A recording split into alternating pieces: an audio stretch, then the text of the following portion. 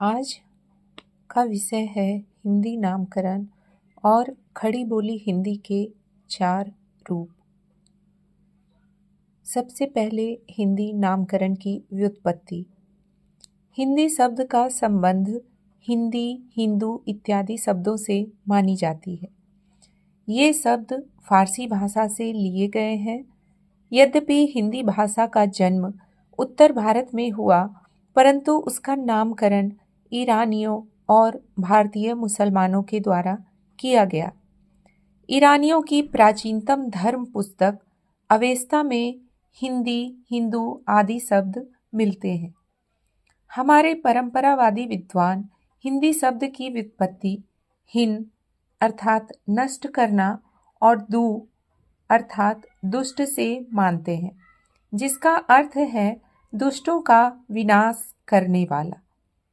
मेरु तंत्र के 23वें प्रकाश में शंकर पार्वती से कहते हैं, हिंदू धर्म प्रलोभतारो जायन्तो चक्रवर्तिनः हीनञ्च दुष्यत्वेव हिंदूरित्युच्यते प्रिय, अर्थात जो हीनों को दूषित कर दे वो हिंदी है।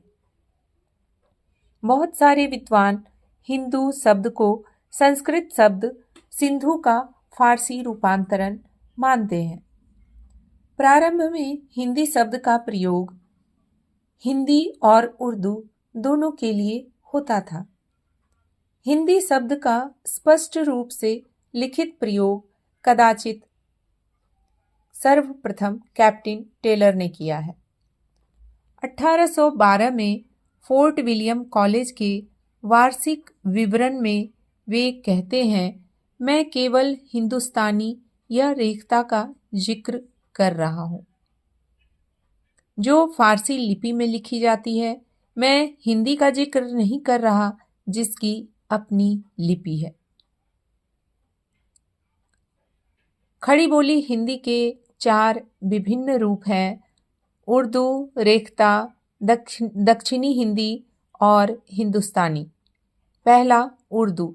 यह खड़ी बोली की ही एक शैली है जिसमें अरबी फारसी के शब्दों की अधिकता रहती है, जो फारसी लिपि में लिखी जाती है। उर्दू की प्रारंभिक पुस्तक बानो बहार है। जौक, जफर, दाग, गालिब, साहिर लुधियानवी, कृष्णचंद, फिराक गोरखपुरी, राजेंद्र सिंह बेदी उर्दू के प्रसिद्ध शायर एवं लेखक हैं। दूसरा रेखता। रेखता का शाब्दिक अर्थ है गिरी हुई। डॉक्टर धीरेन्द्र वर्मा के अनुसार यह उर्दू की एक शैली है। फारसी भाषा के शब्दों को सरल करके बोलचाल की जो भाषा बनी उसे रेखता कहा गया। स्त्रियों द्वारा प्रयुक्त होने पर इसे रेखती भी कहा गया। दक्षिणी हिंदी। तीसरा है दक्षिणी हिंदी। दक्षिणी हिंदी को हिंदवी भी कहा जाता है। दक्षिण भारत की भाषाओं से संपर्क होने के कारण जो नई भाषा बनी वो दक्षिणी हिंदी कहलाई। वर्तमान में हैदराबादी हिंदी को दक्षिणी हिंदी कहा जा सकता है। दिल्ली, पंजाब, उत्तर प्रदेश से जो लोग निजाम हैदराबाद के शासन क्षेत्र में गए और वहीं बस गए, उनकी बोली को दक्षिणी हिंदी कहा गया। चौथा है हिंदुस्तानी। हिंदी उर्दू मिश्रित भाषा को हिंदुस्तानी कहा जा सकता है। आम जनता में बोली समझी जाने वाली ऐसी सरल हिंदी जिसमें उर्दू के चलते हुए शब्द बीच बीच में पिरोए गए हों, हिंदुस्तानी भाषा कही जाती है। महात्मा गांधी, पंडित जवाहरलाल नेहरू अपने भाषण में हिंदुस्तानी भाषा का प्रयोग करते थे।